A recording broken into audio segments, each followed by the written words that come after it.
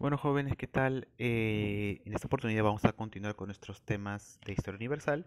En esta oportunidad vamos a culminar con el tema de la Segunda Guerra Mundial. Vamos a ver pues la segunda parte, ¿no? El final de la Segunda Guerra Mundial, lo cual corresponde al curso de historia universal. En esta parte pues vamos a ver la contraofensiva aliada. ¿Esto qué quiere decir? Vamos a ver la segunda parte en donde los aliados empiezan a ganar ventaja y remontan la Segunda Guerra Mundial. ¿De acuerdo? Porque recordemos que la Primera Guerra Mundial, desde que Alemania invade Polonia, cuando inicia pues oficialmente, ¿no?, la Segunda Guerra Mundial, el eje empieza a avanzar de una manera pues imparable, ¿no? Alemania empieza a anexionar países, incluso el mismo Checoslovaquia, el mismo Austria, eh, reciben a Hitler como su salvador, ¿no? Ellos deciden anexarse de una manera pues voluntaria. Luego anexa Polonia, porque supuestamente ese territorio pues les pertenecía a ellos. Luego anexa muchos países nórdicos, luego anexa la parte norte de Francia, entra a París como su casa, se toma fotos en la Torre Eiffel, la otra parte de Francia se convierte en una republiqueta que estaba pues a favor eh, de régimen nazi, pone a gente colaboracionista con el ejército nazi.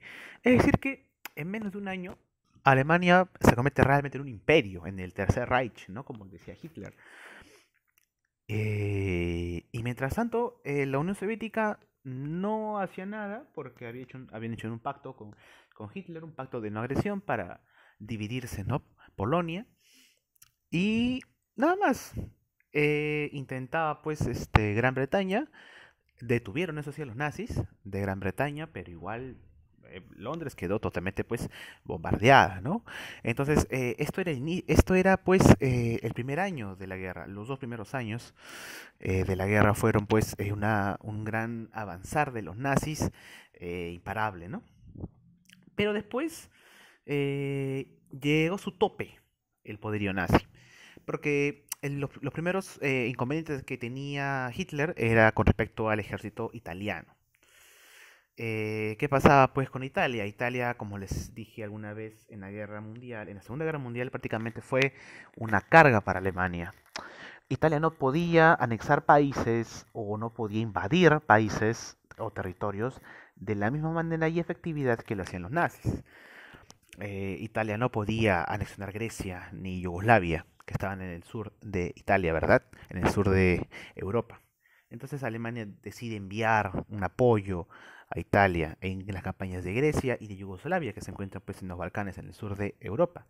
Y también Italia tenía que recuperar supuestamente sus antiguas colonias en el norte de África, que estaban ahora en el control de Inglaterra, ¿no?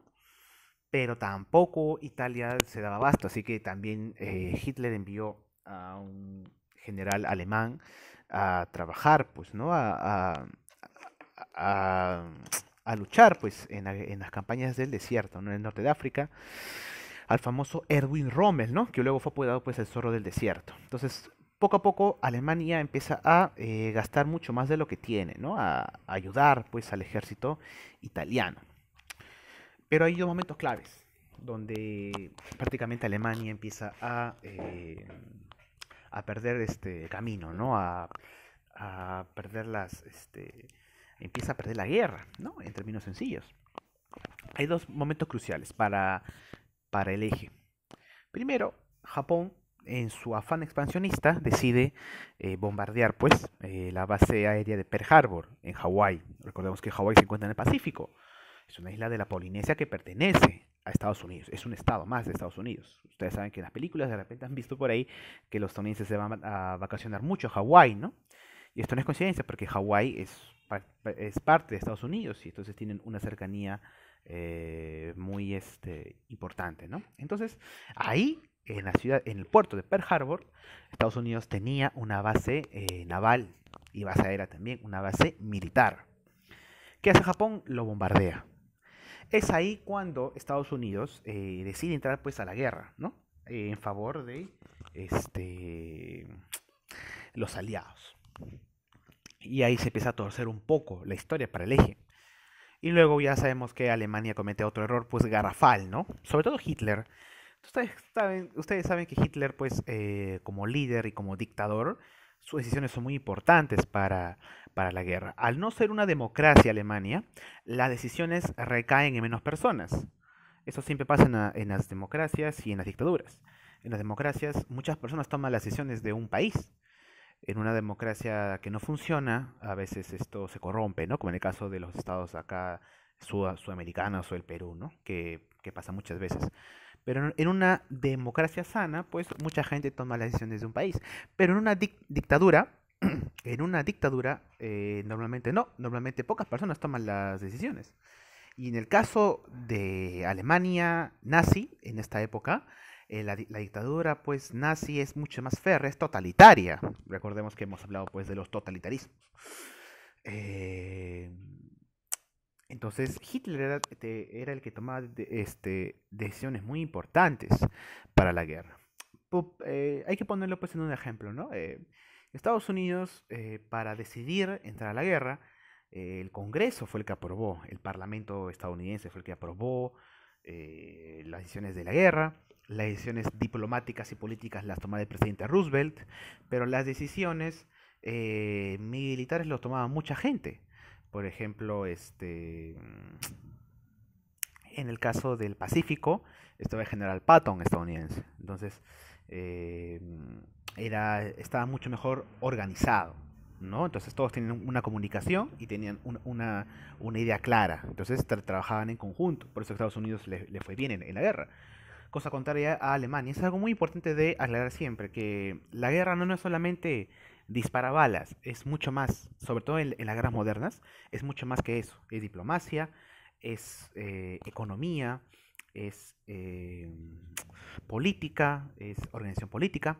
Creo que ya les he explicado antes también esto, que en las guerras no solamente gana el que dispara más, el que dispara menos, no, en las guerras, sobre todo en las guerras modernas, es casi siempre o casi siempre, las victorias las tiene, o es más probable que tenga una victoria, el país mejor organizado, política, económicamente. En el caso de Hitler y de la Alemania nazi, era un estado pues capturado, secuestrado por la cúpula nazi, por unos cuantos generales, ¿no? Por Hitler y luego estaba Goebbels y Schindler, ¿no? Hindler. Entonces, ese grupo de personas era el que tomaba las decisiones. Y una de las decisiones más que le fueron en contra al Tercer Reich, a la Alemania nazi, fue la decisión de Hitler de tomar la ciudad de Stalingrado. Previo previo a esa decisión también, la decisión de desconocer el pacto que tenía pues Alemania con la Unión Soviética. ¿Y qué cosa hace Alemania? Decide invadir este, Alemania, la Unión Soviética, ¿no? Y se da la famosa Operación Barbarroja, de cercar toda la Unión Soviética y llegar hasta Moscú. Pero la táctica de los soviéticos fue excelente, fue muy inteligente. Primero dejaron actuar a su mejor general. Ustedes recuerdan que el mejor general de los rusos, históricamente, ¿cuál ha sido? El general Invierno, ¿no? El general Invierno dicen que ha vencido a todos, ha vencido a Napoleón y ahora vencerá a Hitler, decían en esa época, y efectivamente lo fue. Nadie puede contra el general Invierno, o sea, invadir la Unión Soviética o ahora invadir Rusia es casi imposible, ¿no? Todos los han intentado y todos han fracasado, ¿no? ¿Qué te digo yo? Napoleón, Hitler. Si Alejandro Magno intentaba de repente eh, conquistar Rusia, también hubiera fallado, ¿no? Porque esto era así. Pero bueno, Hitler decide traicionar a la Unión Soviética y decide invadirla. Y avanza y avanza y avanza en el territorio ruso. ¿Y qué cosa hace la Unión Soviética? Tiene una táctica muy, muy inteligente. Deja avanzar a los nazis. Y los nazis creen que están venciendo, creen que están ganando porque reciben los generales nazis reciben noticias de que el ejército nazi está avanzando y está avanzando. Entonces ahí hay un problema. ¿Por qué? Porque hay una contradicción entre la realidad y lo que creían los nazis y sobre todo lo que quería Hitler. Porque Hitler, ustedes saben que era un hombre fanático, y vuelvo a lo que les quería comentar. Hitler era un hombre, pues, fanatizado y cegado. Algunos creen falsamente de que Hitler pues era un genio, ¿no? Un genio del mal, que era un hombre muy táctico y convencía a la gente. Y yo les puedo decir que Hitler no era tanto un genio, era más una persona que está un poco mal de la cabeza, era un loquillo, por así decirlo, ¿no? No sé cómo expresarlo, una persona con serios problemas. Comenzando con que creía muchas fantasías y creía en que sus discursos podían pues cambiar la historia. Bueno, acá en la política peruana existía una persona que creía lo mismo, pero bueno, ya hablaremos de él de repente en otra oportunidad. Y ese es un error, creer que lo que tú interpretas, que lo que tú sientes es la realidad, y eso no es así. Hitler quería que Alemania, que los soldados nazis, por el hecho de ser arios y por el hecho de ser blancos, de ser superiores, iban a arrasar con todos los pueblos inferiores. Hitler consideraba a los rusos como gente inferior, como gente pues menos desarrollada, con un escalón por debajo en la cadena evolutiva. Hitler creía que con la sola presencia de los nazis ya iban a vencer, y él interpretó de que las primeras noticias con respecto al ejército nazi eran positivas, porque el ejército nazi en realidad avanzaba. Pero ¿cuál era la realidad? La realidad era de que los dejaban avanzar los soviéticos. Y cuando llegaban a un pueblo, los soviéticos les quitaban todos los suministros, hacían que la gente migre, se traslade a otros pueblos antes de que lleguen los nazis. Entonces, cuando llegaban los nazis a ese pueblo, estaba pues deshabitado y con poca comida y en muchos casos sin nada de comida. Entonces, no tenían agua, comida y lo peor de todo es que se encontraban en pleno invierno. Así que tienen que subsistir con lo poco alimento que ya traían ellos. Pero eso se acaba muy rápido, entonces tenían que llegar las provisiones, era todo un tema. Y cuando seguían avanzando, llegaban a otro pueblo y era lo mismo. Estaba deshabitado, con pocos recursos, casi nada. Y también lo peor de todo es que se daban cuenta de que Rusia es demasiado extenso. Para ir de un pueblo a otro pueblo son días de caminata. Es como les puse el ejemplo, ¿no? Una ciudad cercana a Lima, por ejemplo, es Asia, ¿no? Que está en el sur de Lima, o Mala, ¿no? Son pueblos cercanos a Lima, o en el norte, ¿no? Ancón, eh, Chancay, ¿no? Se puede llegar en horas, ¿no?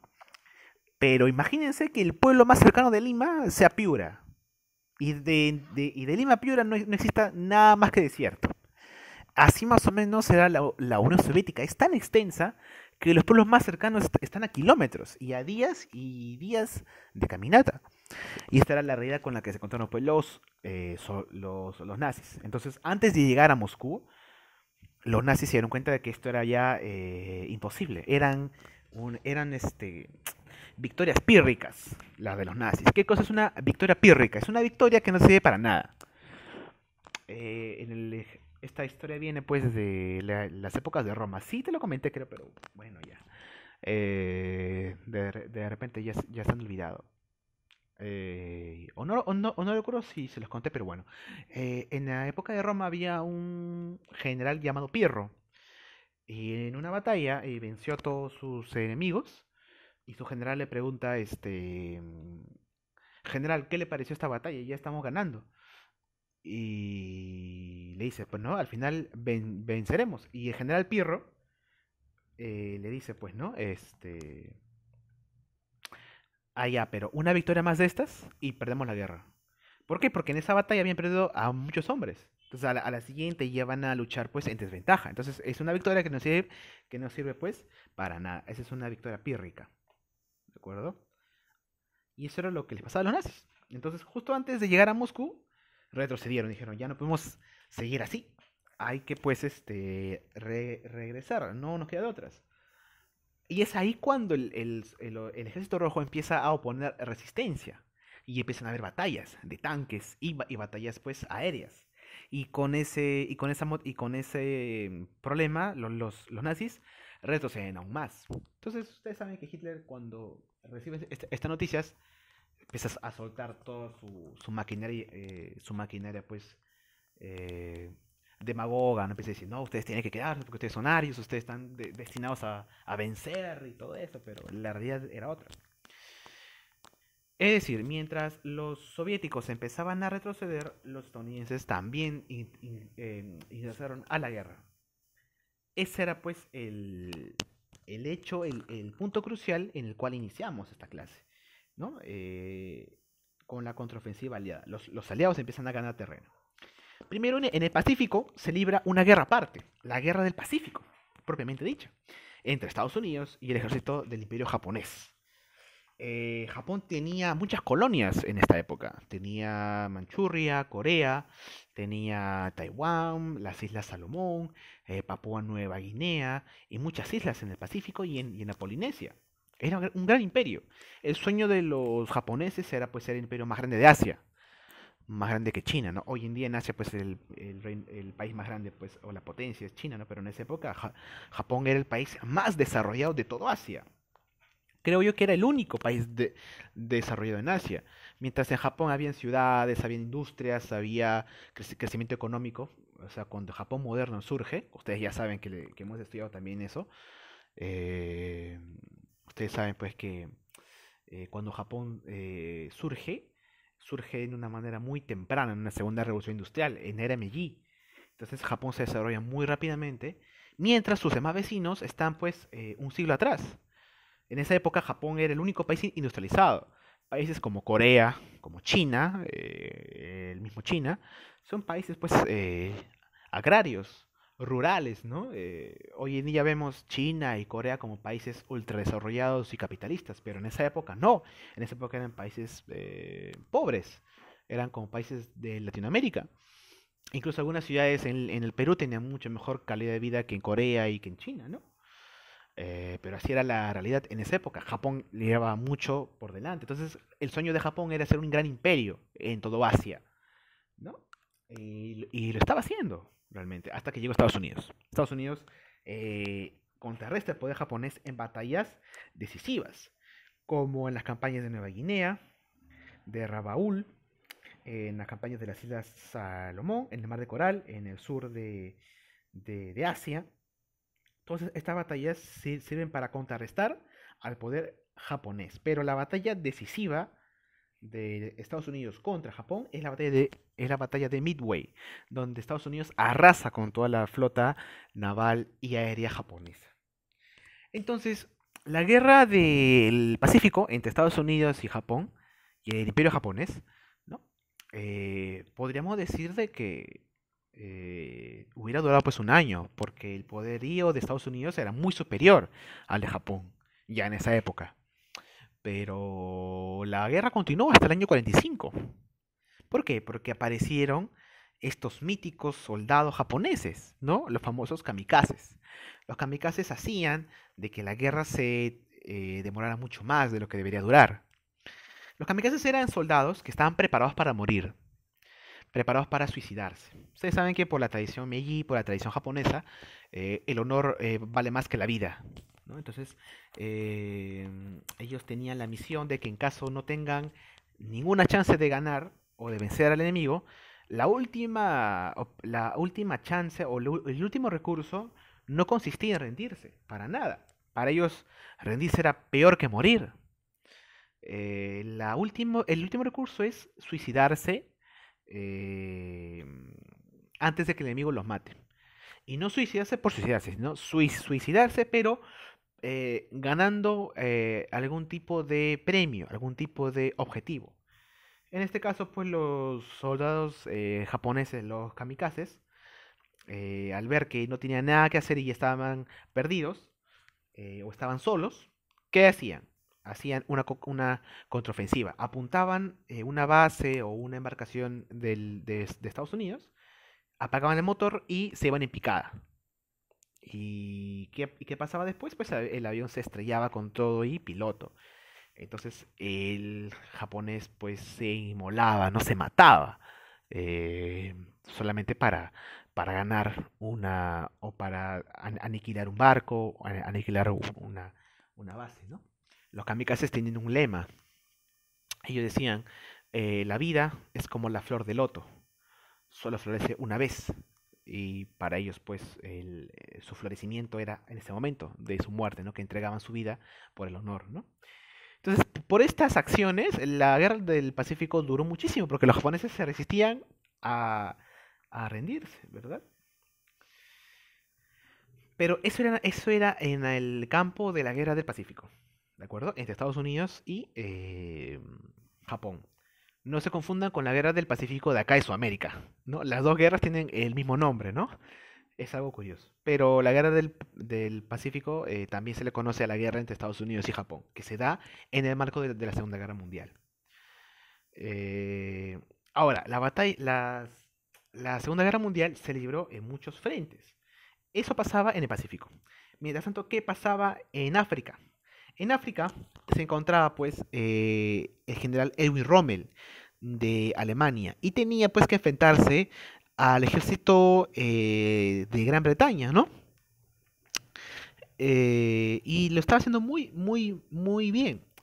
Pero en las dos batallas de Al-Alamein, en lo que ahora es Egipto, este Rommel fue derrotado, ¿no? Y las fuerzas de los nazis cayeron a manos de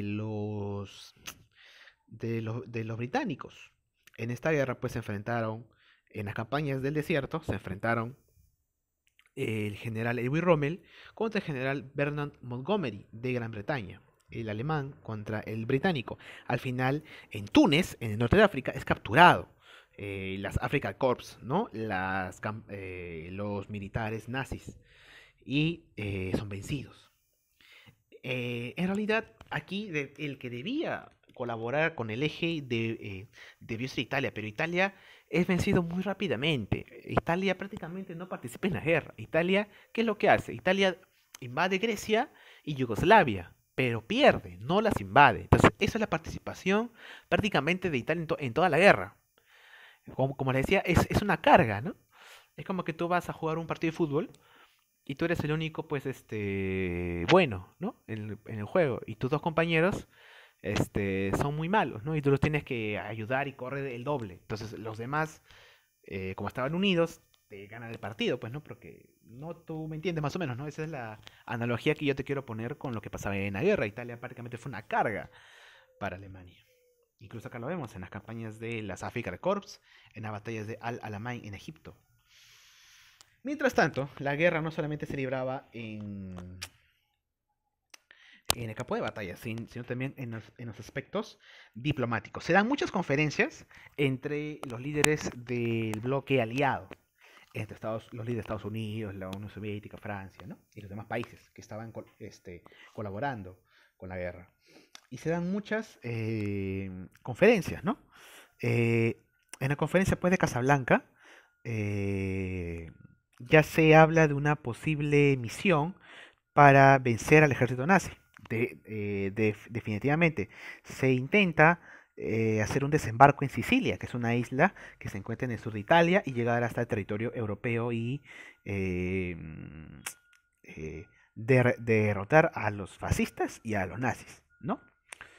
Y también en esa conferencia se habla y se proponen y se debaten las condiciones de rendición del eje. Ya se sabía que el eje se iba a rendir porque todo el mundo, prácticamente la opinión internacional, apoyaba a los aliados.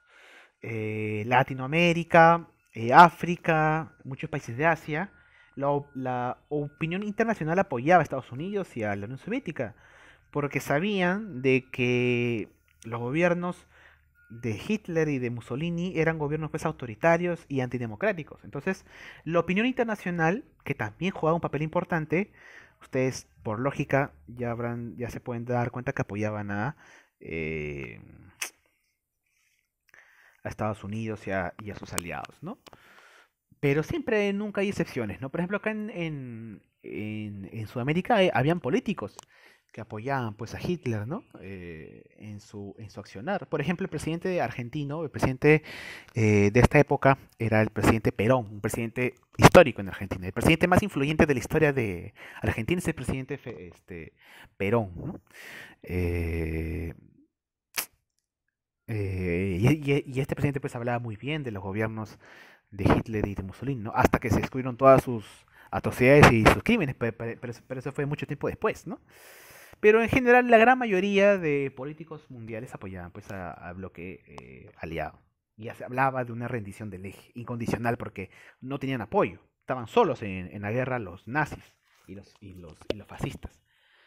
Entonces no había forma de que perdieran porque era todo el mundo contra ellos dos. ¿No? Entonces, las grandes potencias de esta época, Estados Unidos y la Unión Soviética, estaban juntas. Entonces dijeron, no, ya acá no hay nada que hacer. Hay que ver cómo hacemos para derrotar a los nazis y para vencerlos militarmente, ideológicamente y en todo. Y hay que ver cómo van a ser estos pactos de rendición. ¿No? Luego se da la conferencia de Teherán, ¿no? Donde ya se habla ya de una posible operación nueva. Se le apoda la operación Overlord, pero es mucho más conocida como el desembarco en Normandía. Tienen otro plan. El plan consiste en llevar en embarcaciones a soldados aliados, ¿no? De Estados Unidos, de Canadá, de los países que apoyan al bloque aliado, hasta las playas de Normandía, en Francia.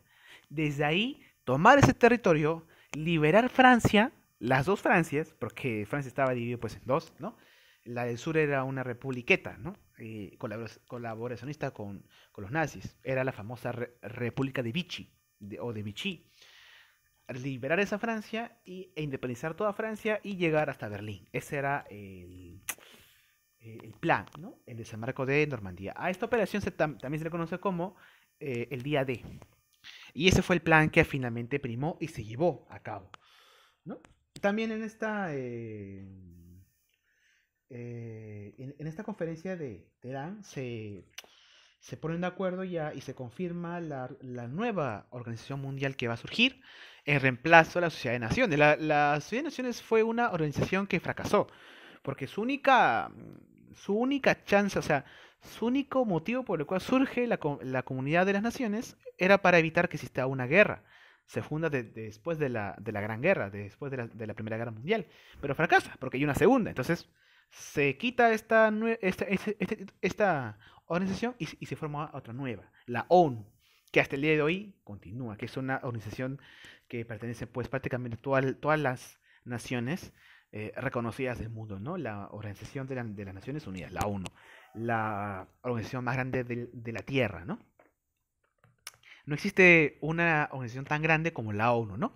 Tiene muchas controversias, claro que sí, porque hay acciones que la ONU no ha dejado pasar, ¿no? Hay muchas dictaduras, muchos crímenes, muchas acciones que la ONU hace campañas en contra, pero más que eso no hace nada.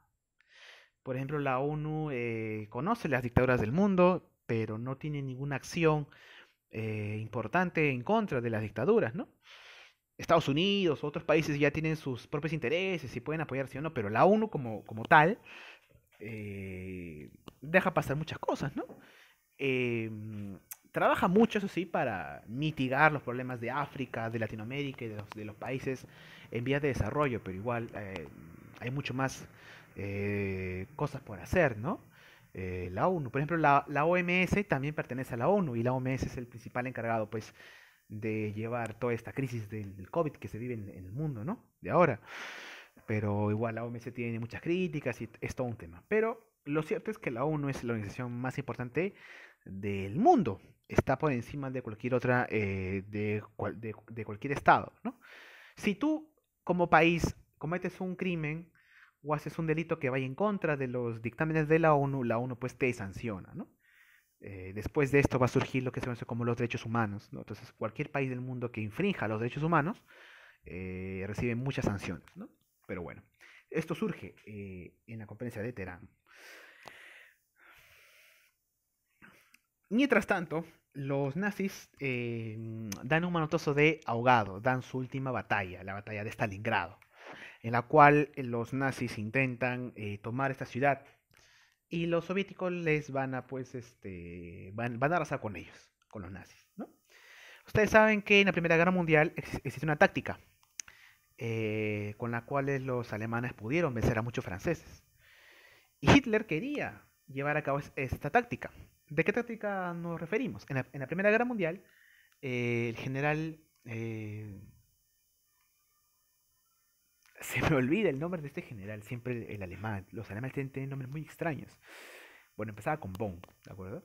Este general alemán decide tomar una táctica militar muy particular.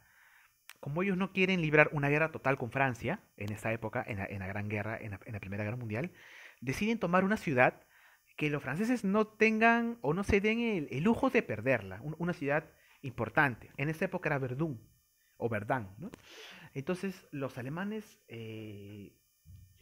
toman Verdún, crean ahí sus propias trincheras, su base, y la táctica cuál era de los alemanes. Nos quedamos acá en Verdún y que los franceses vengan de uno a uno, uno por uno que vengan. Acá los volamos a todos. Entonces los franceses, al darse cuenta de que, miren, los alemanes han tomado Verdún, hay que ir a defenderla. La gente se enlistaba, los jóvenes se iban a la guerra a defender esa ciudad. Mucha gente francesa iba a defender Verdún. Se invirtió mucho dinero, toda su maquinaria para liberar Verdún de los nazis. Perdón, en esa época era de los alemanes, en la Primera Guerra Mundial, ¿de acuerdo? Y ahí, en esa batalla, murieron aproximadamente 1 millón de personas. La idea de los alemanes era vencer y desangrar a la población francesa, vencerla económicamente, en todo.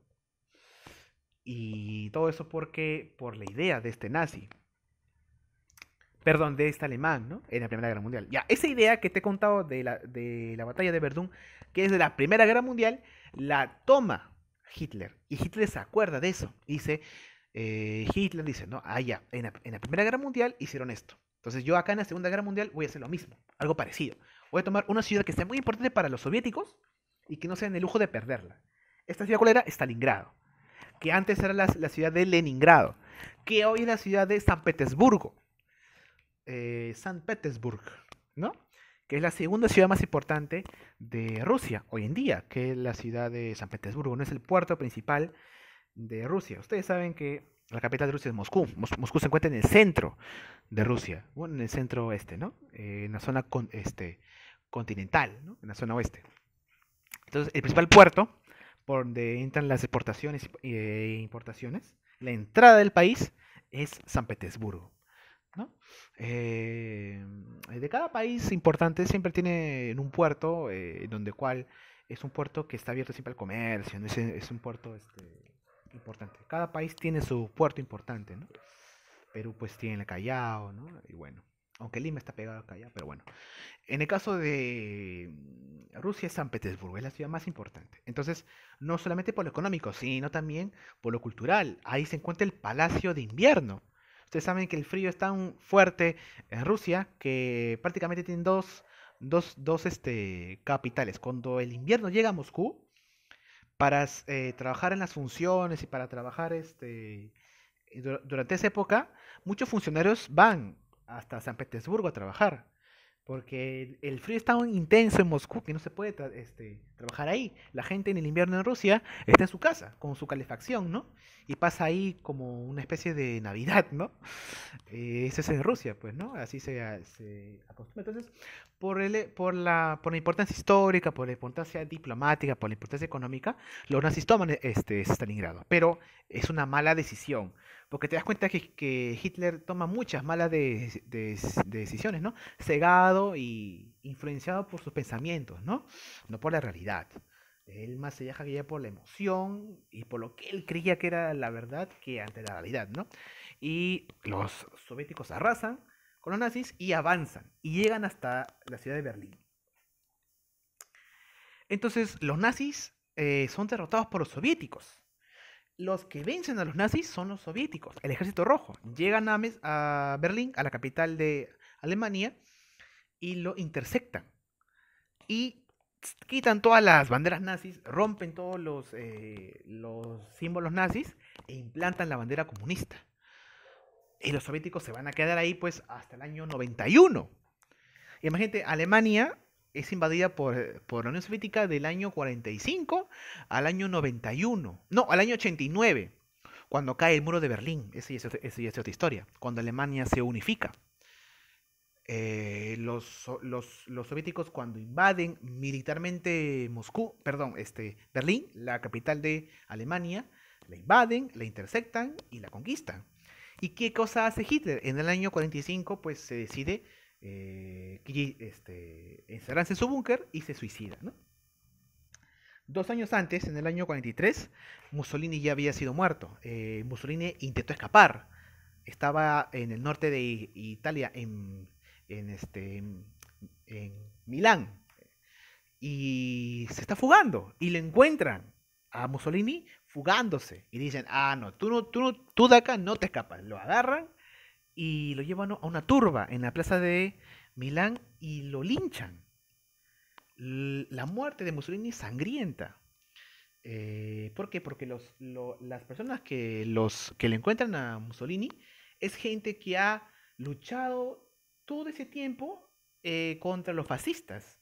Y ha sido gente que ha sido discriminada y hecha a un costado hecha a un lado por Mussolini. Entonces, esta gente le tenía mucha rabia a Mussolini. Y con razón, porque Mussolini, pues ustedes saben que era un tirano dictador, racista, que imponía unas ideas de odio, ¿no? Como Hitler. Mussolini tiene una muerte terrible, es muerto a golpes, le, lo arañan, lo golpean, lo despellejan, es algo horrible, realmente la muerte de Mussolini. Entonces Hitler, para no querer terminar así, pues se decide matar, ¿no? Con su esposa o con su mujer. No recuerdo si era su mujer o era su amante. Hitler tenía muchos amantes y muchas mujeres también. Tenía una vida muy desordenada. Es normal en gente que tiene problemas, pues, mentales como Hitler, ¿no?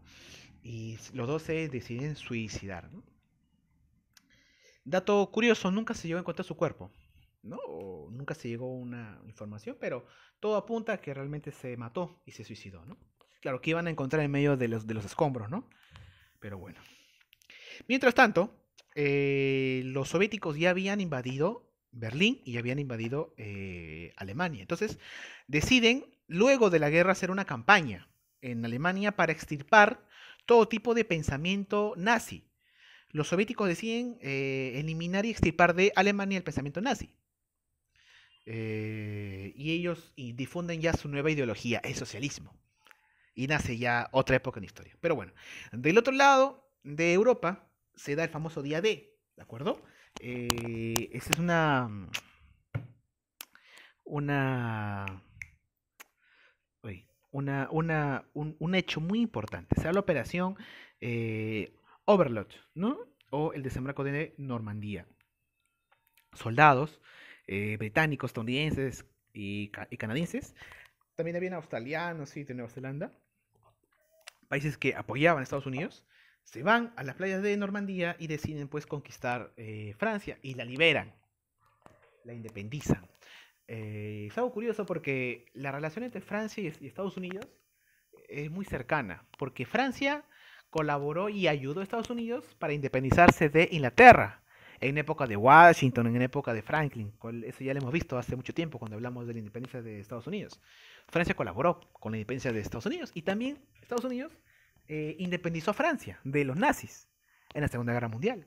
Porque Francia estuvo invadida desde el año 41 hasta el año 45.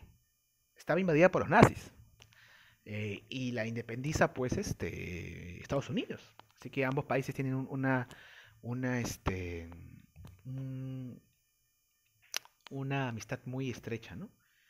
Como dicen, Estados Unidos le hizo ya cumplí lo que tú hiciste por mí alguna vez, ¿no? Es algo así. Entonces llegan a Berlín también los estadounidenses. Cuando Alemania es invadida por ambos lados. Por el lado occidental, por Estados Unidos, y por el lado oriental de la Unión Soviética. Y en Alemania se chocan las dos potencias de la época, Estados Unidos y la Unión Soviética. Y se dan cuenta que ambos tienen intereses muy distintos,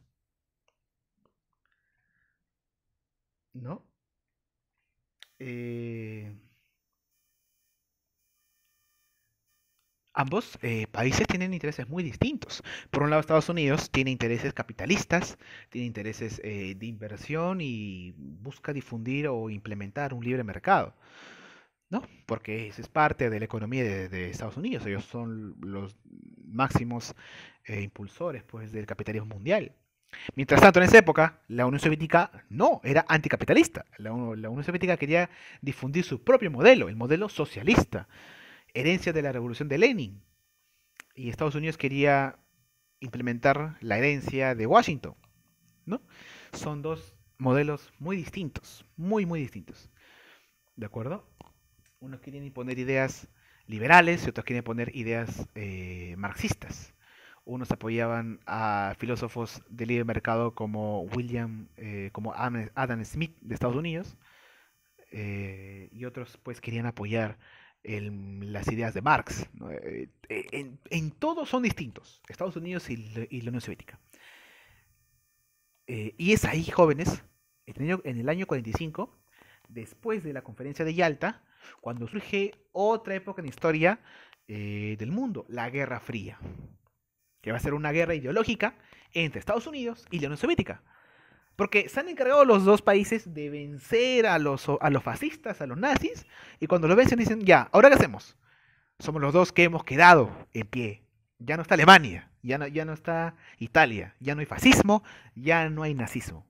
Solo quedan dos ideologías en el mundo. El capitalismo y el socialismo. Si ustedes se ponen a pensar y lo analizamos, o si nos ponemos a analizarlo detenidamente, la Segunda Guerra Mundial, jóvenes, también fue una guerra de ideologías, y fuerte, muy fuerte. Podemos decir que el capitalismo y el socialismo vencieron al fascismo y al nazismo. El franquismo de España no se metió, porque ustedes saben que Franco venía de una guerra civil y entonces se echaron a un lado. Pero la Segunda Guerra Mundial fue esencialmente una guerra de ideologías, que continuó durante la Guerra Fría hasta el año 89, con la caída del muro de Berlín, y hasta el año 91, con la desintegración de la URSS. Hoy en día, en el mundo postmoderno del siglo XXI, vivimos pues en el imperio pues del capitalismo, ¿no? Que ha evolucionado a lo que se conoce como el neoliberalismo, ¿no? Es la época de hoy, ¿no? Pero si tú te pones a pensar desde la Gran Guerra hasta la Segunda Guerra Mundial son guerras de ideologías. Y finalmente se impuso una, ¿no? Que es el capitalismo. Pero vamos por partes. Alemania está invadida por los dos frentes, ¿no? Por Estados Unidos y por la Unión Soviética. Ahora, Estados Unidos tenía el apoyo de Inglaterra y de Francia, pero en esta época Estados Unidos tenía mucho más predominio militar y predominio económico que Inglaterra y que Francia. Es más, después de la guerra, Estados Unidos les va a prestar dinero a Francia y a Inglaterra y a muchos más países para que se recuperen, para que recuperen sus economías, para su reactivación económica, ¿no? Un término que nosotros hemos escuchado mucho por estos días. Esto es Estados Unidos. Les da dinero. ¿Y por qué Estados Unidos les da dinero a Francia y a Inglaterra y a muchos países? ¿Porque era buena gente? ¿Porque eran mojitas de la caridad? No, les da dinero porque sabe de que por el otro lado de Europa, la otra potencia tenía muchos intereses. Así que Estados Unidos dijo, mira, Europa está destrozada después de la guerra, están sumidos en la pobreza. Si esto sigue así, la gente se va a hartar y la gente se va a dar cuenta que toda esta guerra fue por las ideologías. Entonces van a buscar cambiar de ideología. Y en la pobreza se van a dar cuenta de que tal vez lo que le va a traer más va a ser las luchas comunistas o las luchas del socialismo. Entonces Europa se puede convertir en un continente pues socialista. Porque del otro lado ya estaba pues la Unión Soviética, ahí imponiendo sus ideologías. Entonces para frenar esto, ¿qué hace Estados Unidos? Les presta plata. Le dicen, te doy plata para que te recuperes rápido, para que vuelvas a trabajar con tu industria, a cada país, y así nos libramos de cualquier revolución socialista o comunista acá en tu país. Y todos vuelvan a la normalidad. Y eso fue lo que hace Estados Unidos, les presta plata a los países de Europa para que se recuperen y vuelvan a tener sus economías de libre mercado, capitalistas, ¿no? Y eso pasa, ¿no? Europa se recupera rápidamente. En la conferencia de Bretton Woods, ¿no? Se forma el Banco Mundial, ¿no? Y se implementa, pues, esto que yo te estoy contando, ¿no? Un plan para reestructurar la economía global, sobre todo la economía de Europa. Aquí hago un paréntesis, ya jóvenes, hago un pequeño paréntesis. Porque aquí tengo una historia para contarles. Me estoy tomando mucho tiempo, pero es muy interesante esto de acá. Acá un pequeño paréntesis, ¿sí?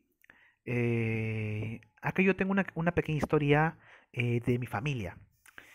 Europa estaba devastada por la guerra, después de la Segunda Guerra Mundial, ¿de acuerdo? Países como Francia, Inglaterra, Italia, estaban colapsadas, ¿sí? Prácticamente después de la Segunda Guerra Mundial, del año 45 al año 48, Europa era un continente pues prácticamente subdesarrollado, sin industria, sin comercio, con gran déficit. Eran países como países de Sudamérica en su peor momento.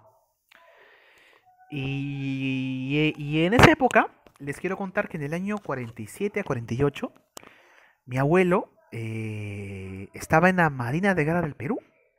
Y él, que estaba en la Marina, me contó a mí que él cuando ingresó a la Marina, él ingresó muy jovencito, cuando tenía 17 años. Y justo cuando entró a la Marina, en su primer año, como soldadito, como parte de los cadetes, hicieron una misión. El ejército peruano envió una misión para Europa, después de la Segunda Guerra Mundial, en el año 47. En esa época todavía Europa estaba pues destruida. Mi abuelo fue a una embarcación, el barco se llamaba Rimac. El Estado peruano junto con la Marina hizo esa misión para que el ejército peruano fuera hasta los puertos de Europa y trajeran a los peruanos que se quedaron exiliados y se quedaron pues inmersos en la Segunda Guerra Mundial. Mi abuelo me dijo que él participó en esas campañas para ir a recoger a los peruanos que se habían quedado ahí, porque muchos peruanos estaban en Europa en esta época y habían sufrido en carne propia la Segunda Guerra Mundial en Europa y estaban pues ahí sin nada, porque todas las ciudades estaban bombardeadas, devastadas, ¿no? Entonces mi abuelo me cuenta que él fue a muchos puertos, fue al puerto de Amberes en Bélgica, fue a Nápoles, fue a Génova en Italia, ¿no? Y lo que vio mi abuelo ahí dijo que le cambió la vida. Mi abuelo me contó que veía, era como una película que tú ves el infierno. Ves gente casi como fantasmas, todo bombardeado, negro. El cielo era gris y el suelo era pues negro, oscuro. Y eso que ya habían pasado 2 años, ¿ah? Y lo que más le partió el alma a mi abuelo y lo que me contó fue de que él vio que muchos niños salían como pericotitos de los huecos, de los escombros, o de donde salían, flaquísimos, flaquísimos, sin nada que comer de días y llorando, pidiéndoles pues comida a los barcos que venían. Y mi abuelo pues dijo que los marineros les daban un poco de pan y de lo que tenían, ¿no? Y los niños comían, pero como si fuera la comida más rica del mundo. Y se ponían a llorar. Y cuando hacían cola para esperar a los que han hecho sus trámites para volver al Perú, muchos niños se colaban y se querían meter al barco para escaparse. Él me cuentó que algunos sí se llegaron a meter, pero era ilegal, ¿no? No podían traer a niños. Pero él se puso a pensar en ese momento que son niños que están en la calle, es decir, que han perdido todo. Han perdido a su padre, a su madre, tal vez que ha participado pues en la guerra o ha muerto en algún bombardeo. Y mi abuelo le contó que eso fue lo más triste que vio en toda su vida.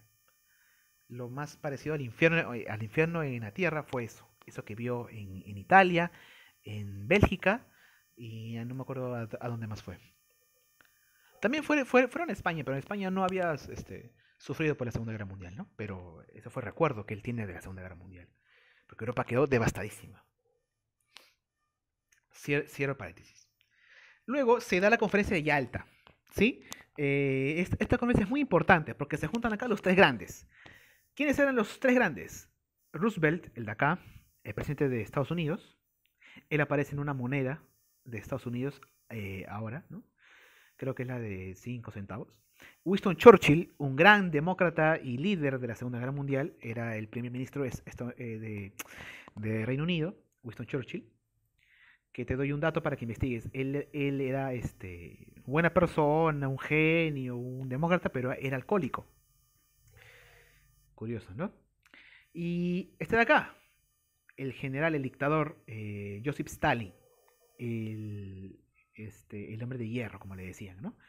Entonces, Roosevelt, Churchill y Stalin, los líderes de Gran Bretaña, Estados Unidos y la Unión Soviética, se juntan en Yalta, que actualmente pertenece a Ucrania, para, pues, llegaron, llegar a muchos acuerdos, ¿no? Primero, y lo más importante es, se acuerda, pues, eh, dividir la ocupación de Alemania, ¿de acuerdo? Y se parte Alemania en cuatro. Una parte era para Joseph Stalin, para la Unión Soviética, otra parte era para Estados Unidos, otra parte para Francia, que también había sido ocupada, y otra parte para el Reino Unido. Pero en la práctica, como Reino Unido, Francia y Estados Unidos pintaban para el mismo equipo, ¿no? Eran del mismo grupo, prácticamente el que creció más influencia ahí fue Estados Unidos. Entonces todo ese bloque se convirtió en un bloque solo, en el bloque capitalista. Y la otra mitad se convirtió pues en el bloque comunista. Y Alemania se dividió en dos repúblicas, en dos países. Alemania Occidental y Alemania Oriental. Que, que en el papel se llamaba pues República Federal Alemana, que era la occidental, y República Democrática Alemana, que era la oriental. Una controlada por Estados Unidos y otra controlada por la Unión Soviética. Aquí, cuando Alemania se parte en dos, tienen un objetivo claro. Primero, aniquilar y exterminar todo tipo de ideología nazi. Para esto se cuenta pues con un gran shock que es en la época. Cuando Estados Unidos y la Unión Soviética libera, vamos a decirlo, a Alemania de los nazis, el pueblo alemán se da cuenta de muchos crímenes que había cometido los nazis en la Segunda Guerra Mundial. Se descubren los campos de concentración, donde tenían a muchos judíos encerrados en esos campos, sometiéndolos pues a muchos trabajos forzados, a vejámenes, a humillaciones, incluso hasta la muerte. Se mató industrialmente a muchos judíos, ¿no? A 6 millones de judíos. Entonces todo esto impactó mucho en la sociedad alemana y rápidamente el nazismo se fue olvidando y se fue exterminando, ¿no? Siempre después de una guerra o después de una dictadura, después de eso recién se sabe realmente qué es lo que está pasando o qué es lo que pasó, ¿no? Entonces esto ayudó para que los ciudadanos alemanes cambiaran su ideología y los que antes apoyaban pues a los nazis cambiaron de bando y se arrepintieron y muchos de ellos decidieron pues optar por las dos ideologías nuevas, o el capitalismo o el socialismo, ¿no? Hacían campañas muy fuertes para esto y la verdad es que se logró pues erradicar el nazismo, ¿no? Ahora, cuando acaba la guerra en el año 46 se dan los famosos juicios de Nuremberg. Son juicios en donde se lleva a los tribunales a todos los generales nazis que habían pues quedado vivos. Y yo les recomiendo que investiguen sobre los juicios de Nuremberg, porque son juicios muy interesantes, porque en esos juicios los alemanes, los nazis, revelan todos sus secretos. Y los jueces le preguntan, señores Goebbels, ¿cómo han hecho ustedes, los nazis, para convencer a tanta gente de tantas pues atrocidades? Y ahí los nazis revelan todos sus secretos. Mira, para que tú manipules a la gente tienes que hacer esto. No, y nuestro plan fue y nuestra misión fue esta. Y todo lo que soltaban ellos pues son verdades muy, muy grandes. Después de los juicios de Nuremberg surgen nuevas tendencias en el campo jurídico. Nunca antes se había hecho un crimen tan grande como hicieron los nazis. Por eso que en esa época, en los juicios de Nuremberg, tuvieron muchos problemas, porque no existía ninguna legislación eh, este, para tal crimen, ¿no? Para crímenes tan horribles. Iba mucho más allá de crímenes de guerra. Hasta esa época había lo que se conoce como los crímenes de guerra. O sea, un crimen de guerra en esa época antes era, por ejemplo, si el soldado ya se rinde y tú lo matas, es un crimen de guerra, ¿no? Pero bueno. O si tú tienes un prisionero de guerra y lo matas sin juicio, ya es un crimen de guerra. Pero lo que hicieron los nazis fue mucho más allá. Torturaban a gente inocente, los perseguían, los desnudaban, los humillaban, los mataban industrialmente. O sea, eso iba ya mucho más allá de cualquier otro crimen. Por eso que los jueces decían, oye, ¿cómo lo jugamos? Ah, porque acá no hay leyes para ese tipo de monstruos. Esto ya es un monstruo. ¿Te das cuenta? Ahí nace ya una nueva tendencia, lo que ya hemos hablado. Acá, en los juicios de Nuremberg, que se dan contra los nazis, nacen los derechos humanos. Nace este papel, que es la Declaración Universal de los Derechos Humanos. Que de repente tú has visto ese papel porque en muchos cuadernos y muchos libros, en la última página, siempre está, ¿no? Uy, se me fue la imagen. Siempre está esa declaración, ¿no? La Declaración Universal de los Derechos Humanos, ¿no? Entonces ahí nace eso, porque se dan cuenta, oye, tendríamos que hacer una legislación nueva porque esto va mucho más allá de lo que conocemos hasta ahora. Así de grande fue los juicios el problema de los juicios de Nuremberg. Otro detalle en los juicios, esos juicios son muy interesantes, chicos, para que ustedes aprendan muchas cosas, no solamente para saber cómo convencieron los nazis al pueblo alemán, sino también muchas cosas nuevas que surgieron y que no se sabían, ¿no? Como la gente que había participado en la Segunda Guerra Mundial a favor de los nazis. Los nazis no solamente eran generales que tenían su propia forma de pensar, tenían todo un sistema, tenían a muchas instituciones que estaban tomadas por los nazis. Los nazis también capturaron a muchos científicos. Las mentes más brillantes de Alemania estaban trabajando para los nazis. Y yo ya te comentaba antes que antes de los nazis, los alemanes era una sociedad, Alemania era una sociedad muy culta. Grandes filósofos como Schopenhauer, como Nietzsche, habían surgido pues en Alemania. Alemania se conocía como la Atenas del siglo XIX, la Atenas de la modernidad, antes de los nazis. Entonces, los jueces en estos juicios nos explicaban cómo un pueblo tan culto cayó en una mentira tan grande. Y eso nos enseña qué cosa, que ningún pueblo está exento de que venga alguien a mentirnos. Si le pasó a los alemanes que tenían a un Schopenhauer, a un Nietzsche, a un Heidegger, que son grandes filósofos de la historia moderna, si ellos tenían a eso, a tantos físicos, tenían a Einstein, imagínate. Eh, si tenían tanto los alemanes, ¿cómo cayeron en eso? O sea, si los alemanes tenían todo eso, cualquier país latinoamericano está exento, no está exento de caer en lo mismo. Por eso que para eso está la historia, para entender cómo funciona el mundo y para no repetir los mismos errores, ¿no? Eso es algo que se suele decir. Pero más allá de eso es entender cómo funciona la política y saber diferenciar qué es lo correcto y qué es lo que ha causado muertes y qué es lo que no se debe hacer, ¿no? Y como te decía, en estos juicios también se les enjuicia a los genios que habían participado en el partido nazi, en el gobierno de Hitler, ¿no? Eh, entonces, cuando están en el juicio, los jueces que también tenían una participación de diplomáticos de cada país, sobre todo de los aliados, empiezan a decir, oye, mira, acá también en todos estos que estamos capturando hay muchos genios. Hay matemáticos, hay físicos, hay gente que ha trabajado en muchos avances tecnológicos para los nazis. Entonces Estados Unidos dijo, ah, ya, estos de acá, estos genios, me los separas a un grupo. Hay que hacerles un trato. ¿En qué consistía el trato?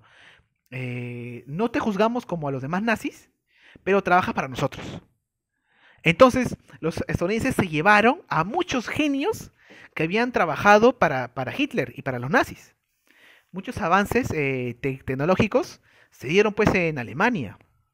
Y después de los juicios, cuando condenaron pues a cadena perpetua a muchos nazis, a muchos genios que habían trabajado, ¿no? Con los nazis, fueron llevados a Estados Unidos. Y ahí es donde los físicos y los científicos nazis les enseñan nuevas tecnologías e inventos a los estadounidenses. Y ahí se desarrolla también otra guerra tecnológica entre Estados Unidos y la Unión Soviética. Porque ustedes saben que durante todo el siglo XX, después de la Segunda Guerra Mundial, Estados Unidos y la Unión Soviética pues compiten, ¿no? Entre quién desarrolla mucha más tecnología, está a la cabeza, ¿no? Y ustedes saben ya que después viene una carrera espacial entre Estados Unidos y la Unión Soviética, ¿no? Que Estados Unidos manda satélites y la Unión Soviética lanza sondas espaciales con hombres, con gente, con mujeres, ¿no? Entonces están en esa competencia, ¿no? Muchos avances científicos surgen por esta guerra entre Estados Unidos y la Unión Soviética. El Internet, por ejemplo. El Internet nace en la Guerra Fría como un sistema de espionaje.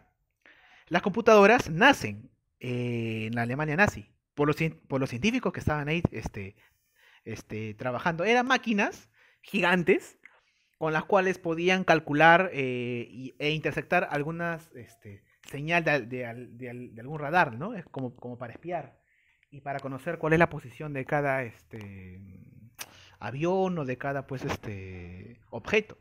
Entonces, esa máquina que se conoce como la computadora, esa tecnología va a Estados Unidos y la mejoran. Y en el siglo XX nace pues el Internet. No el Internet como lo conocemos, sino el Internet antiguo. Esta idea de tener una conexión entre las computadoras para comunicarse. Todo esto se usó como una tecnología para la guerra. Luego ya esa tecnología evolucionó y pasó a lo que conocemos como Internet, ¿no? Pero así de importante fueron los científicos. Y hay muchas cosas más que no vamos a explicar acá porque ya no hay mucho tiempo. Investiguen, como les digo, los juicios de Nuremberg. Son interesantísimos, no tiene pierde. Finalmente, Alemania se rinde en el año 45. En la conferencia de Potsdam se da pues este pacto de llevar a juicio a los generales nazis. ¿Qué hubiera pasado? Acá hago otro paréntesis. ¿Qué hubiera pasado si Hitler hubiese sido capturado con vida y le hubiesen llevado a los juicios de Nuremberg? ¿Cuántos años se le hubieran dado a Hitler o cómo lo hubieran juzgado? O sea, son cosas que a mí me dejan pues desconcertado, ¿no? Son misterios que nunca lo podemos saber, ¿no? ¿Cómo hubiera sido el juicio a Hitler, ¿no? O sea, hubiera sido el juicio al monstruo más grande de la historia, ¿no? Pero se mató y no se pudo juzgar. Para cerrar el tema, ya que es muy extenso, y eso que me ha resumido pues al máximo porque ya es mucha información para dar.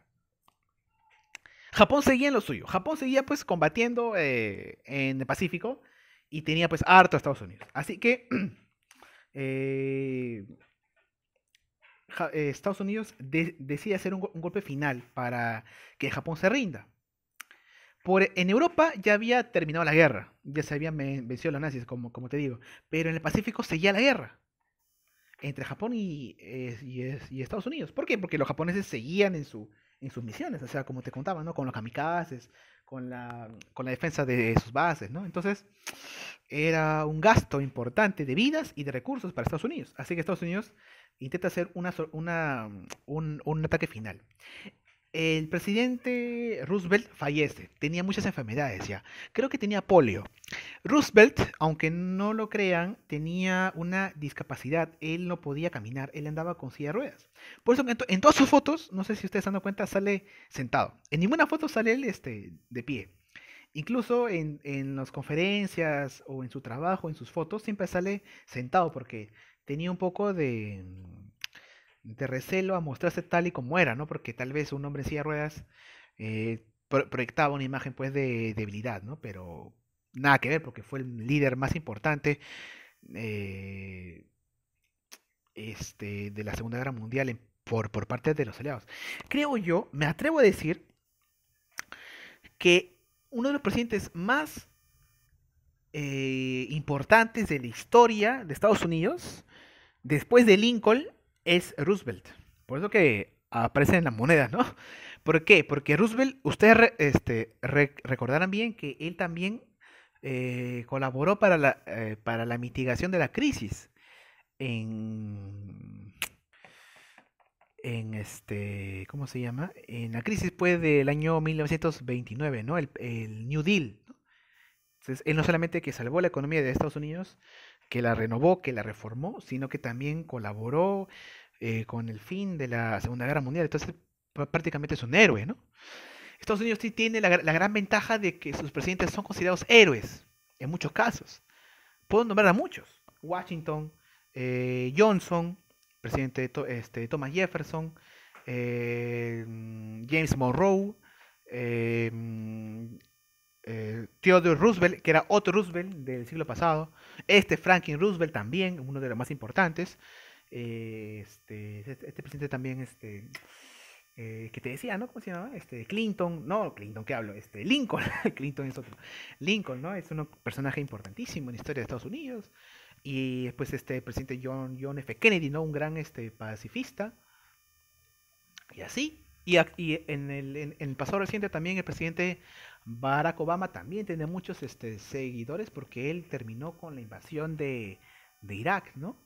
Por parte de Estados Unidos, ¿no? Y le dieron hasta un premio Nobel de la Paz y reformó muchas cosas a Estados Unidos. Entonces, tienen ellos la suerte de que sus presidentes son considerados héroes, ¿no? Aquí en el Perú es algo muy distinto, ¿no? Ustedes saben que acá en el Perú, por lo menos estos últimos 20 años, tenemos una mala racha, ¿no? De que todos nuestros presidentes están o presos, o muertos, o investigados. Que ninguno se salva. Y lamentablemente es algo que parece que la población peruana se ha dado cuenta de eso y estamos pues, como te decía yo, en una época de renovación en la política, ¿no? Eso es lo bueno, pero pocos presidentes acá en el Perú tenemos para ensalzar como héroes, ¿no? Como Estados Unidos. Acá tenemos pues, por ejemplo, a Castilla, que fue un presidente que se puede poner a la altura de un héroe, aunque también ustedes saben que tiene algunas también contrapesos.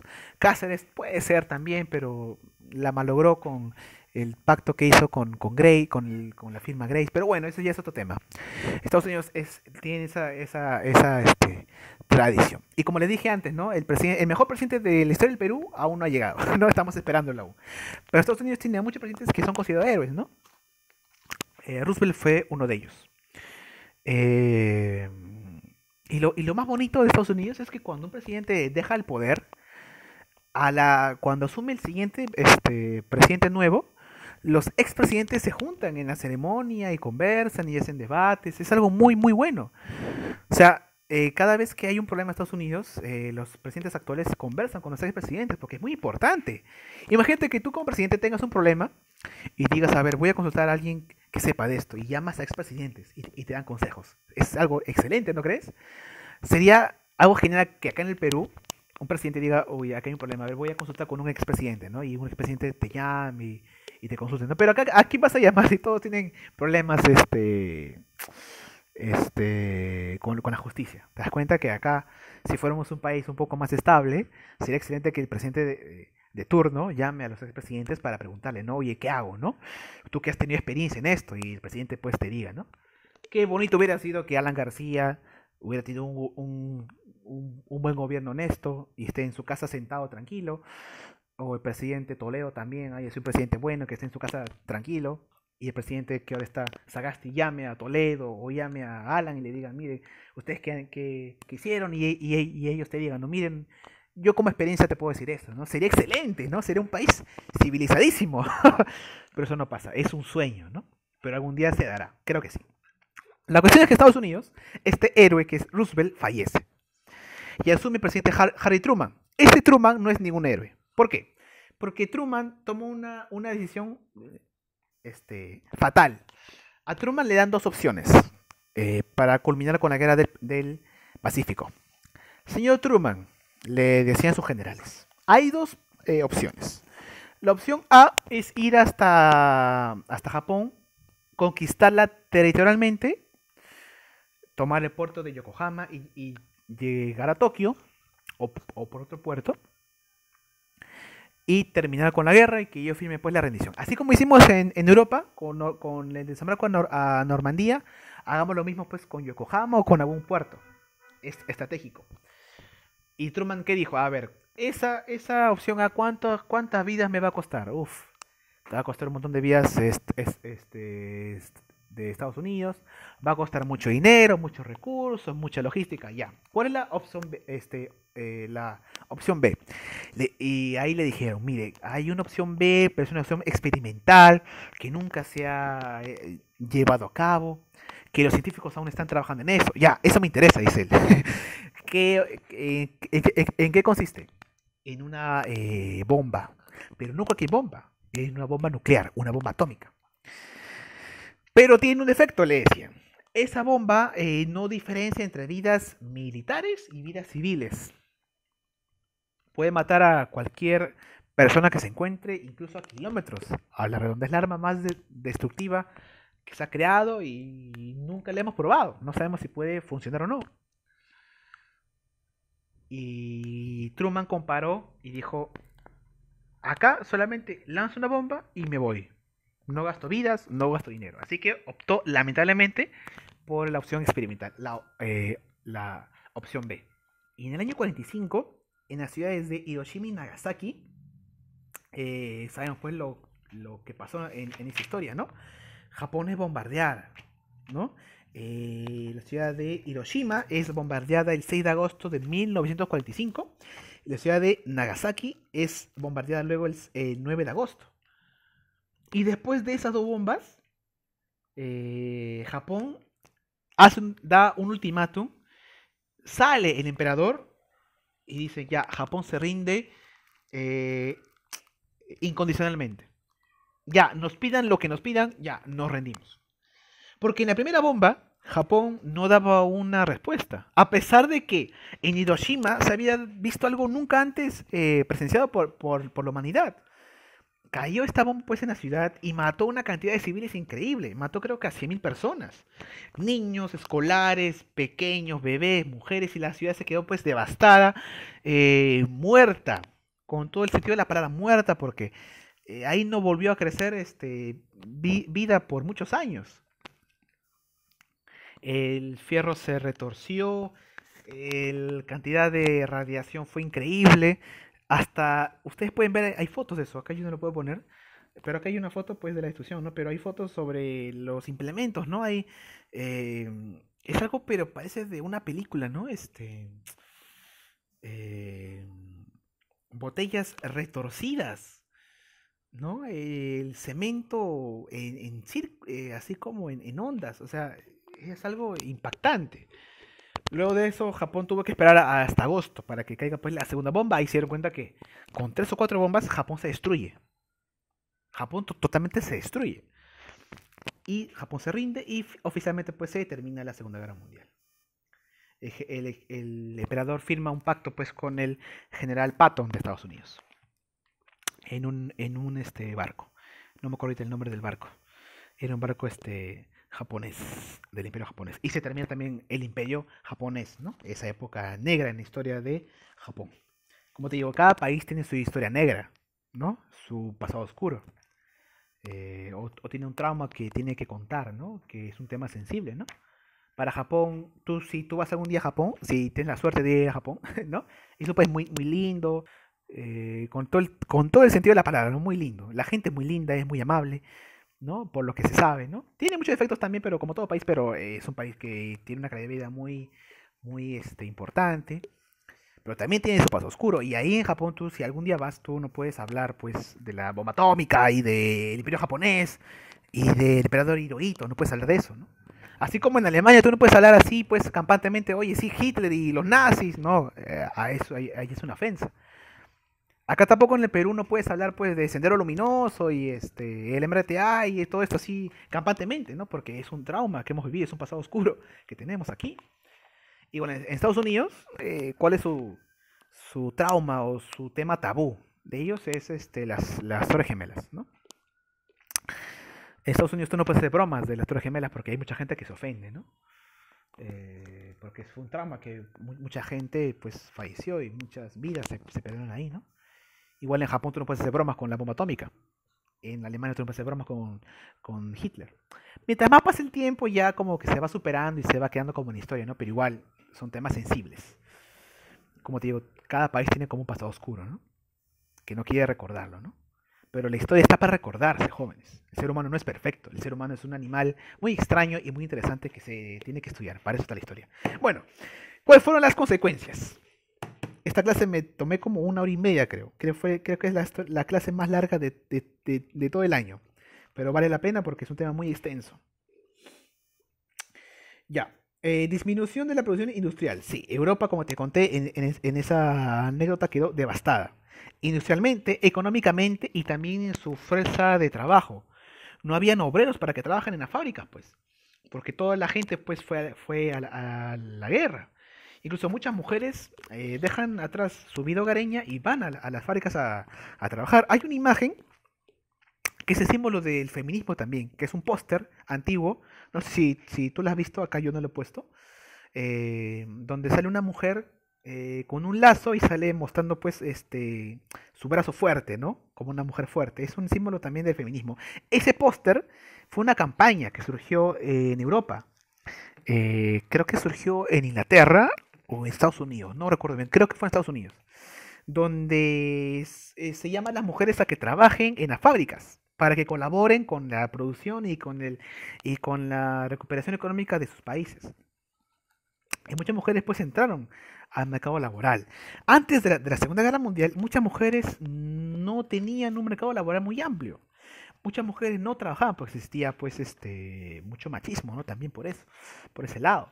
Pero después de la guerra, al quedarse pues sin una masa importante de obreros, muchas mujeres ya empezaron a, este, a trabajar, ¿no? En las fábricas. Claro, ya desde antes las mujeres ya venían cada vez más trabajando, pero acá en la Segunda Guerra Mundial ya se ve esto ya con más fuerza. Y felizmente hasta el día de hoy, en muchos países del mundo, las mujeres también son una fuerza laboral muy importante, importantísima. En el Perú, si hoy día dicen las mujeres que ya no trabajen, el Perú se va a pique, porque todos los países de la actualidad necesitan mucho de las mujeres, ¿no? De su fuerza laboral. Eh, algo más iba a decir, se me fue. Y bueno, pues, ¿no? Y también otro dato muy interesante de acá del Perú es que las mujeres cada vez más están estudiando mucho más que los hombres en carreras universitarias y técnicas. Eso es algo muy positivo, que yo me lo puedo topar, ¿no? Cuando yo fui a la universidad me di cuenta que había muchas más mujeres que hombres. Y eso es excelente porque eso abre más cada vez que en un futuro el mercado laboral esté más copado por lo femenino, ¿no? Que es una fuerza importante para sacar adelante un país. Si a un país lo saca adelante o todos juntos o nadie, ¿no? Un sector solo no puede sacar adelante un país, sino tiene que ser todos, los hombres, las mujeres, todos. Y esto nace también en Europa, en esta época después de la Segunda Guerra Mundial. ¿Qué más? Alemania pasa a dividirse en 4 zonas, ¿no? La zona occidental y la zona oriental. Pero te dije 4. ¿Qué pasó acá? Es que 3 países, Inglaterra, Francia y Estados Unidos, eran del mismo equipo, por así decirlo. Entonces, en la práctica fue un bloque solo, un bloque capitalista y un bloque comunista. Alemania Occidental está controlada por Estados Unidos y Inglaterra y Francia, pero en la práctica era Estados Unidos. Y Alemania Oriental por la URSS, o la URSS. Entonces, acá, acá se dio un gran experimento. Hay tantas cosas que comentar acá, jóvenes, que me puedo quedar 5 horas, pero para terminar voy a hacer más resumido esto. Acá se hizo un gran experimento. En un solo país, por primera vez, se implementó 2 sistemas. La mitad del país se implementó el sistema capitalista y en la otra mitad se implementó el sistema socialista. Para ver qué sistema progresa más rápido. Antes de esto, el socialismo había tenido muchos logros, porque sacó de la pobreza a millones de personas en Rusia, eso es muy cierto. Pero ese sistema, pues, parece que tuvo muchos problemas porque no fue sustentable en el tiempo. Pero bueno, hasta esa época todavía tenía mucho prestigio la Unión Soviética. Y entonces una mitad era para aplicar ese experimento, ¿no? Del modelo socialista. Y del otro lado está el modelo capitalista. Entonces Estados Unidos invertía mucho dinero en esa parte de Alemania, como para que el mundo vea de que ese sistema trae progreso y trae... eh, abre un camino hacia la felicidad y hacia el progreso, ¿no? Entonces, rápidamente Alemania Occidental se levanta muy rápido. Invierten en bancos, en industrias. La fuerza industrial que tenía Alemania se recupera.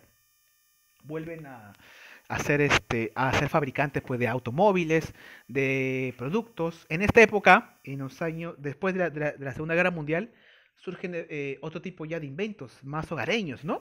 Surge la difusión de la radio, de la refrigeradora, del horno microondas, ¿no? De los hornos eléctricos, de, de las radios pues más portátiles. Entonces, estos productos ya se producen pues en masa. Entonces, esto hace que la economía alemana se levante de la parte capitalista. Entonces, para los años 70 del siglo XX se da el famoso milagro alemán, que para el año 70 Alemania Occidental ya había recuperado toda su economía que tenía antes de la Segunda Guerra Mundial. De lo que estaba pues devastadísima, que era un país pobre, pasó a ser ya en los años 70 un país ya desarrollado, como lo es hasta ahora, ¿no? Con bancos, con industrias, con empresas, con mucha gente pues con empleo. Del otro lado, pues no era así. El Alemania Oriental fracasó, precisamente. Porque en esa parte implementaron otro tipo de sistemas. Implementaron las cooperativas que fracasaron. Lamentablemente las cooperativas cuando tienden a ser industriales tienden siempre a fracasar.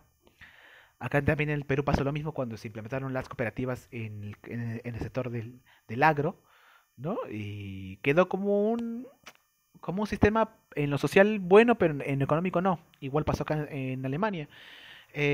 Muchas empresas no tenían pues una fuerza industrial importante. Así que, ¿qué es lo que pasaba? Creció tanto el lado occidental de Alemania después de la guerra, que mucha gente del lado oriental tenía que emigrar hacia el otro lado para trabajar. Y acá hay otro detalle muy importante. La capital Berlín se encontraba en el lado oriental, pero como quedaron en dividirlo de igual manera, se quedó pues, ¿no? En que la capital Berlín también se divide a dos, en un lado capitalista y un lado pues comunista. Entonces Berlín se divide en dos. Mucha gente en Berlín que estaba viviendo en el lado comunista, socialista, buscaba trabajo en el otro lado. Porque ahí habían bancos, habían seguros, habían industrias, habían empresas, habían negocios. Entonces ahí está todo para trabajar y vivir bien. Y del otro lado, la gente que tenía trabajo era la gente que vivía pues del Estado, funcionarios, ministros, ¿no? Pero trabajo no existía. O mucho trabajo tampoco, porque tienes que afiliarte a una cooperativa y esperar. Era un poco más complicado. Así que mucho trabajo más había del otro lado. Y lamentablemente los soviéticos en su desesperación tuvieron que construir un muro para que la gente no salte al otro lado y no se vaya a trabajar. Entonces esto se fue conocido como el muro de la vergüenza. O sea, lo tienes que hacer tan mal para que la gente no se vaya de tu sistema y se corra al otro. Por eso que pusieron un muro en Berlín, para que la gente no cruce el muro y se quede en ese lado a buscar trabajo ahí.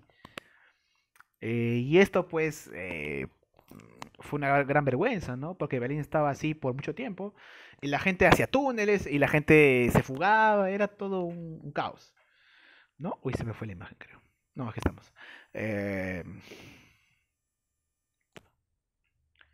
¿Se me fue o no se me fue? No, listo, ya. Y era un caos, pues, ¿no, chicos? Entonces, para el año 89, ya la Unión Soviética ya no cuenta con los fondos y decide, pues, derribar el muro de Berlín. Se derriba el muro de Berlín y termina, pues, este gobierno socialista de Alemania. Y en el año 90 Alemania se unifica. Las dos Alemanias se unen en el año 90, 1990. Y se termina pues estas dos Alemanias, ¿no? Y actualmente Alemania es una potencia mundial gracias al lado occidental. Ahí están los bancos, ahí está el Banco de Alemania, está las empresas como la Volkswagen, ¿no? Y muchas empresas más de Alemania, ¿no? Bueno, ¿qué más? Nacen las Naciones Unidas y nace la Guerra Fría. Todo lo que yo te comenté después de la guerra después de la Guerra Mundial, pertenece a la Guerra Fría. Esta guerra ideológica entre los vencedores de la Segunda Guerra Mundial, entre Estados Unidos y la Unión Soviética. Bueno, jóvenes, me extendí demasiado, pero es un tema pues que le va a quedar a ustedes para siempre, o espero que les quede pues para siempre, ¿no? Ya saben, chicos, estudien para sus exámenes. Hasta luego.